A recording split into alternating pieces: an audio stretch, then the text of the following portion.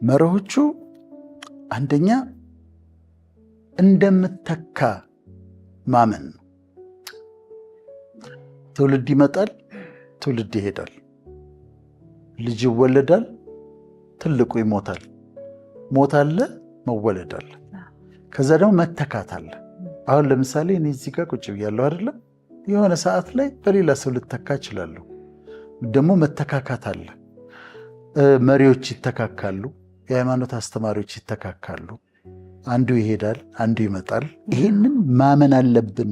ሁል ጊዜ በቃ አንድ ነገር ላይ ድርቅ ብለን ይዘን መኖር እንደሌለብን ማወቅ አለብን። እንደውም የሚተኩንን ሰዎች ማዘጋጀት አለብን፣ ፕሪፔር ማድረግ አለብን። በትክክለኛው የአንድ ሰው ስኬታማ መሆኑ የምታየው ሙሉ ስኬታማ የሚሆነው የሚተካውን ሰው ማዘጋጀት ከቻለ ነው። በሕክምና ይሁን በፖለቲካው ዓለም ይሁን በየትኛውም ይሁን ከስር እያሳደገ ሜንተር አድርጎ የሚተካውን ሰው ካዘጋጀ በጣም ትልቅ ኃላፊነቱን ተወጥቷል ማለት ነው። ስለዚህ መተካት እንዳለ ማወቅ ጥሩ ነው። ያደርጋሉ ግን ዶክተር ሰዎች በሙያቸው አሁን ራሱ እያሰብኩት ነበርና በጣም የምንወዳቸው የምናከብራቸው ሰዎች ይኖራሉ። እኛም በህይወታችን ውስጥ ነገ እኔ ባልኖር ብለን አስበን እናውቃለን። አንተ አስበህ ታውቃለህ ዶክተር እኔን የሚተካኝ ብለህ? አዎ አስቤ ያውቃለሁ። በእውነት? ማን የሚተካህ አንተ? አስቤ ያውቃለሁ። እንደውም እኮ የይገረም ፕሮግራም ላይ ጠይቆኛል። ሰላም የምታዘጋጀው ፕሮግራም ይገረም ፕሮግራም ላይ ማን ነው የሚተካ? አልሰማሁም ግን ብሎ ጠይቆኛልና አሁን እከሌ ነው ማለት አልችልም፣ ግን ማዘጋጀት ግን እፈልጋለሁኝ ማለት አሁን የሚቀጥሉት ነጥቦች ላይ እናያለን እንዴት እንደምናዘጋጅ። ለመተካት ፈቃደኛ ካልሆንሽ ምን ይሆናል መሰለሽ? ለምሳሌ ሙሴ ኢያሱን አዘጋጅቶታል። ከስር አዘጋጅቶት እንዲተካው አድርጎ አዘጋጅቶታል። ሙሴ ወደ አምላክ ተሰብሰብ ሲባል ኢያሱ ሬዲ ነበር ለመተካት። ሙሴን መተካት ከባድ ነገር ነው። ኢያሱ ግን ሬዲ ነበረ። ኢያሱ ግን መርቶ ያንን ሁሉ ነገር ካደረገ በኋላ የሚተካውን ሰው አላዘጋጀም። ስለዚህ ምን ሆነ መሰለሽ? ከሱ በኋላ ዘመነ መሳፍንት ሆነ። ዝም ብሎ መጋደል፣ እኔ ነኝ ባለስልጣን፣ እኔ ነኝ መስፈን፣ እኔ ነኝ ምናምን የተተራመሰ ነገር ሆነ። ምክንያቱም ሙሴ ኢያሱን ተክቷል። ኢያሱ ግን የሚተካውን ሰው አላዘጋጀም። እና ሁሌ የምንተካውን ሰው ማዘጋጀት አለብን። ሁለተኛው መሰለሽ ብንል ድንገተኛ ለውጥ በህይወታችን ሊመጣ እንደሚችል ማሰብ አለብን። አሁን ኤልሳን አስቢው፣ እያረሰ ነው፣ ገበሬ፣ ኖርማል ቀን ነው፣ የእርሻ ቀን ነው። እያረሰ ምን እያለ ምናልባት እያፏጨ ምን እያለ እያረሰ ነው። ድንገት ኤልያስ መጣ እና መጎናጸፊያውን ጣለበት። ህይወቱን እንዳለ ነው የለወጠው። ከእኛ ሀገር ሰዎች ምሳሌ ልንገርሽ። የቀድሞዋ ፕሬዚደንት ሳህለወርቅ ዘውዴ ስራቸውን እየሰሩ ነበር ዩኤን ውስጥ። ትክክለኛ ስራቸውን እየሰሩ እያሉ እሳቸው ሲናገሩ እንደሰማሁት ተደውሎ እባክዎ ይምጡና የኢትዮጵያ ፕሬዚደንት ይሆኑ ተብለው ነው የጠየቁት። ምናልባት በዛ በተደወለላቸው ቀን እሳቸው ኖርማል ስራቸውን ለዛ ቀን የተመደበ ሩቲናቸውን እየሰሩ ነው። ግን ተጠንቶ ተመርምሮ ማን ይሁን ተብሎ ስልክ ተደውሎላቸው ለፕሬዚደንትነት እንደታጩ ተነገራቸው። ለዛውም ቶሎ መምጣት ነበረባቸው። አንዳንድ እንዲህ አይነት አጋጣሚዎች እንዳሉ ማወቅ አለብን። ተመልካቾቻችንም ጋር ሊመጡ ይችላሉ እንዲህ አይነት ነገሮች። ምን ማለት ነው? በአንድ ቀን ታሪክሽ ሊለወጥ ይችላል። ያልጠበቅሽው መልካም ነገር ነው እኮ መጥፎ አይደለም። መልካም ነገር የሆነ ያላሰብሽው ያላለምሽው ነገር ሊመጣ ይችላል። እና እንዲህ አይነት ነገሮች ሊመጡ እንደሚችሉ ኤክስፔክት ማድረግ እና አለመገረም ያስፈልጋል። ድንገት ብድግ አድርጎ የሆነ ነገር ህይወትሽን የሚለውጥ ነገር መልካም ነገር ሊመጣ ይችላል። ኤልሳ የሆነው እንደዛ ነው። የፕሬዚደንት ሳህለወርቅ የሆነው እንደዛ ነው። ስራቸውን እየሰሩ ነበር፣ እንዲህ አይነት ነገር መጣ። ክብር ነው መቼም የኢትዮጵያ ፕሬዚደንት መሆን። እና ድንገተኛ ለውጦች እንደሚመጡ ማወቅ ጥሩ ነው። ሶስተኛው መርህ ምንድን ነው? ወደ አንድ ቦታ መድረስ ስትፈልጊ ዝቅ ብለሽ እዛ ጋር ኦልሬዲ የደረሰውን ሰው መከተል ያስፈልጋል። በጣም የሚያስገርመኝ ነው ይሄ። አሁን ኤልሳ ያ ሀብታም ገበሬ ነው አይደል?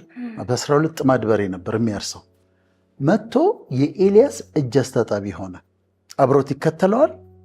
ከዛ እንትን ያገለግለዋል። ኤልያስን አክብሮት። ኤልያስ በጣም ትልቅ ነው፣ በእድሜም ሊበልጠው ይችል ይሆናል፣ ግን ይከተለዋል። ልትደርሽ የምትፈልጊበት ቦታ ላይ ያሉ ሰዎችን እነሱን ማክበር፣ እነሱን መከተል ያስፈልጋል። ብዙ ጊዜ ሰዎች ምን ይመስላቸዋል? ልክ እነሱ ወደ አንድ ሙያ ሲመጡ የቀደሟቸውን ሰዎችን በማጣጣል ወይም ከቻሉ ጎትተው በመጣል እነሱ መውጣት የሚችሉ ይመስላቸዋል። እንደዛ አይደለም የሚሰራው። ትክክለኛው መንገድ ይሄ ነው። የቀደሙሽን በማክበር በማድነቅ ነው እዛ ጋር የምትደርሹ። ወደ እኔ ሙያ ልምጣና ዶክተር ደረጀ ጉልላት የሚባል የቀዶ ጥገና ሐኪም አለ። እኔ የቀዶ ጥገና ሐኪም አይደለሁም፣ ግን ስፔሻሊቲ እሱ አይደለም። የቀዶ ጥገና ሐኪም ነው፣ እሱ ሰርጅን ነው። እኔ ብዙ ጊዜ የማነሳቸው ፕሮፌሰር አስራት ወልደየስ የእሳቸው ተማሪ ነው። ማለት እኛ አንደርግራጁዌት ተማሪ ሆነን እሱ ሬዚደንት ሰርጀሪ ስፔሻላይዝ እያደረገ ፕሮፌሰር አስራት ነበሩ እና እንዲህ ራውንድ ስናረግ እሱ አለ። ደረጀ ጉልላት ማለት በቃ በጣም እንትን ነው፣ ጎምላላ የሆነ ሰው ነው። በጣም ጎበዝ ነው። ስናየው ሁሉ ደስ ይለናል። እና ፕሮፌሰርን እኛ በጣም እንፈራቸዋለን። ፕሮፌሰር አስራት ማለት ከአክብሮት ብዛት ነው። እሱ ደግሞ ካጠገባቸው አይለይም። ሁል ጊዜ አብሯቸዋለ። ዶክተር ደረጀ ጉልላት ኦፕሬሽን ሩም ሲገቡ አብሯቸው ይገባል እና አብሮ ይሰራል። አይ ቲንክ ፕሮፌሰር አስራት እውቀታቸውን በሙሉ ስኪላቸውን በሙሉ ለሱ የሰጡት ይመስለኛል። ሌሎች አሉ እነ ዶክተር ሙላት፣ ፕሮፌሰር ተሰማ አሁን ፕሮፌሰር ሆኗል። ግን ዶክተር ደረጀ ጉልላት ተክቷቸዋል ብዬ አምናለሁ። ግን ማድረግ ነበረበት ትሁት መሆን። በጣም በትህትና ነው የሚያናግራቸው፣ በአክብሮት ነው። እስካሁንም ድረስ ሲናገር ስለሳቸው ሰምቻለሁ። በአክብሮት ነው የሚያናግራቸው፣ ይከተላቸዋል፣ ኦአር አብሮ ይገባል፣ ትምህርቱን ይቀበላል፣ ስኪላቸውን ተክቷቸዋል። የሚሰራው በዚህ መንገድ ነው። በዚህ መንገድ ወደ ደራሲዎች ዓለም ልሂድ እና በጣም ማደንቀውን ደራሲ ላንሳልሽ። አለማየሁ ገላጋይን ታውቂያለሽ? ደራሲ አለማየሁ ገላጋይ ድንቅ ነው ለእኔ መቼም። መጽሐፉ ጽሁፉ ብቻ አይደለም፣ ቃለ መጠይቅ አለማየሁ ገላጋይ ሰጥቶ ከሆነ አዳምጠዋለሁ። በጣም ነው ኢንጆይ የማደርገው፣ በጣም ነው የምወደው። አለማየሁ ገላጋይ ሲናገር ግን ከንግግሩ ከቃለ መጠይቁ የማይጠፋ ሌላ ስም አለ። ስብሐት ገብረ እግዚአብሔር። ዝም ብለሽ አዳምጪው። ጋይ ስብሐት ጋር እንደዚህ ሄደን ቤቱ ሄጄ ከዛ እንዲህ ላይብራሪ እንትን መጽሐፉ ጋር ሄጄ እንዲህ ብሎኝ እንዲህ ሜሞሪው ሁሉ ስለሳቸው ሲያወራ፣ ስለ ደራሲ ስብሐት ገብረ እግዚአብሔር ሲያወራ ፊቱ ብራይትን ያደርጋል፣ ስማይል ያደርጋል፣ ብራይትን ያደርጋል። ለምንድን ነው? አለማየሁ ገላጋይ ወጣት ሆኖ ጋይ ስብሐት ጋር ተጠግቶ ያገኘው ነገር አለ፣ የተማረው ነገር አለ። እኔ ስነ ጽሁፍ እችላለሁ ብሎ የቀደሙትን በሙሉ ዲስሚስ አድርጎ አይደለም የመጣው፣ ሪስፔክት አድርጎ ነው፣ ተከትሎ ነው የመጣው። መንገዱ የሚሰራው ይሄ ነው። ከድምፃውያን ደግሞ ላንሳ። በጣም በአሁኑ ሰዓት በጣም ተወዳጅ የሆነ ድምፃዊ ዳዊት ጽጌ አይደለም? ያኛውንም ዳዊት ጽጌ ወደዋለሁ እኔ፣ ትልቁን ዳዊት ጽጌ። ሁለቱም በጣም ጎበዝ ድምፃውያን ናቸው። እና ይሄ ወጣቱ ዳዊት ጽጌ አሁን በጣም ኢዝ ቬሪ ፖፑላር፣ በጣም አስደናቂም ድምፃዊ ነው። የዳዊት ጽጌን አነሳስ ግን ካየሽ ታላላቆቹ አክብሮ ነው የተነሳው። ሁል ጊዜ ስለነሱ ጥሩ ተናግሮ እነሱን በሁለት እጁ ጨብጦ አክብሮ ነው የተነሳው። እዚህ ጋር የደረሰው በዛ መንገድ ቴዲ አፍሮን አክብሮ፣ ነጎሳይን አክብሮ ሪስፔክት አድርጎ ከዛ እንዴት እንደመጣ አመጣጡ አስገራሚ ነው። አመጣጡ የተመሰረተው ግን ሌሎቹን አክብሮ ነው። ምናልባት የቴዲ አፍሮ ኮንሰርት ላይ ዳዊት ጽጌ ዝም ብሎ ተገኝቶ ልታየው ትችላለሽ። ኦነር እያደረገው ነው፣ እያከበረው ነው። ስለዚህ በዚህ መንገድ ታላላቆቹን በማክበር የቀደሙትን በማድነቅ መንገዳቸውን በመከተል ይወጣል። አይ የለም የቀደሙትን ላውርድና እኔ ልውጣ ቢልስ አይሆንም፣ ወይም አይቆይም። ምናልባት ለጊዜው ለጊዜው ለጊዜው ያው። እሺ ወደ አርቲስቶች ደግሞ ልሂድ። እሺ እንግዳ ሰው ሀብቴ የሚባል በጣም ጎበዝ አርቲስት አለ አይደለም? አርቲስት እንግዳ ሰው ሀብቴ በአጋጣሚ ቃለ መጠይቁን ሰምቻለሁ። ከማጋ የመስራት እድል ብታገኝ ከማጋር ብትሰራ ደስ ይልሃል ብላ ጠየቀች። አይ ቲንክ ራኬብ ነች። እዚሁ አባይ ነበር ኢንተርቪው ራሱ እኔም ሰምቻለሁ። እሺ ምን አለ እሱ? ከአርቲስት ግሩም ኤርሚያስ ጋር ብሰራ ደስ ይለኛል አለ። አሁን እኮ እንግዳ ሰው እኮ በጣም ፖፑላር የሆነ አርቲስት ነው። ግን ግሩሜን ምን አደረገው? ግሩም ኤርሚያስን አከበረው። የሚወጣው በዚህ መንገድ ነው ማለት ግሩም ኤርሚያስ ማለት ተአምረኛ የሆነ ልጅ ነው። ተአምረኛ የሆነ አርቲስት ነው። አይ ዊሽ እንግሊዝኛ ፊልሞች ሁሉ ቢሰራ ደስ ይለኛል። በጣም ጎበዝ ነው። እንግዳ ሰው ግን አሁን እኔ ታዋቂ ሆኛለሁ ትልቅ ሆኛለሁ ብሎ የግሩም ኤርሚያስን ስም ለመጥራት አልፈራም። ከሱ ጋር በሰራው ሲል ስታዩ እዚህ ጋር የደረስከው እንደዚህ ነው ማለት ታላላቆችን አክብረህ ነው ማለት ነው። ከዛ አይ ቲንክ አለማየሁ ታደሰንም አለ መሰለኝ። አለማየሁ ታደሰ ደግሞ በጣም ጎበዝ አርቲስት፣ በዚህ ላይ ደግሞ መምህርም ነው። የሚወጣው መንገዱ ደረጃው በዚህ መንገድ ነው። የሚኬድበት መንገድ በዚህ መንገድ ነው። ማስታወቂያ ውስጥ መግባት ከፈለግሽ፣ የማስታወቂያ ስራ ውስጥ ከፈለግሽ ሙሉ ዓለም ታደሰን አግኛት። እንዴት ነው እንደዚህ የሚዋጣልሽ? የምትሰሪው ሁሉ የሚያምርልሽ ለምንድን ነው? እንዴት ነው እንደዚህ የሚሆንልሽ?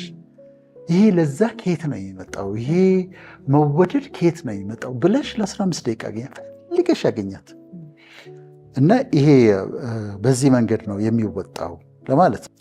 ከዚሁ ጋር ተያይዘው አራተኛው ፕሪንሲፕል ምንድን ነው? ይሄን ስታደርጊ በጣም ትዕግስተኛ መሆን አለብሽ። መዓዛ ብሩን ለማግኘት 3 ወር ሊፈጅብሽ ይችላል። ደረጃ ኃይሌን ለማግኘት በጣም ልትለፊ ትችላለሽ። you have to be patient ምክንያቱም ቢዚ ናቸው። ለማግኘት ልትቸገሪ በጣም መታገስ። ወይም ደግሞ ሜንተር ያደርገኛል ብለሽ ያልሽው ሰው ደግሞ ወይ ቁጡ ይሆናል፣ ኢሪተብል ይሆናል። መታገስ ይኖርብሻል እና ታግሰሽ ነው ከሰዎች የምትማሪው። ኤልሳ በጣም ነው የታገሰው ኤልያስ። የሆነ ቦታ ሊሄድ ነው ይለዋል ኤልያስ እናንተ እዚህ ቆይ ይለዋል። አምላኬ እግዚአብሔርን ካንተ አልለይም ይላል ኤልሳ። አሁንም እንደገና ኤልያስ ሲነሳና የሆነ ቦታ ሊሄድ ነው ይለዋል። እናንተ እዚህ ቆይ ይለዋል። እግዚአብሔርን ካንተ አልለይም እያለ ዲፊከልት ነው የሚመስለው የኤልያስ ባህሪ። ኤልሳ ግን ታግሶ ተከተለው መጨረሻ ላይ ተካው እና ብዙ ትዕግስት ሊያስፈልግ ይችላል። የመጨረሻው አምስተኛው የምንተካው ሰዎች ደግሞ የምንተካቸው ሰዎች እንዲበልጡን መፍቀድ አለብን።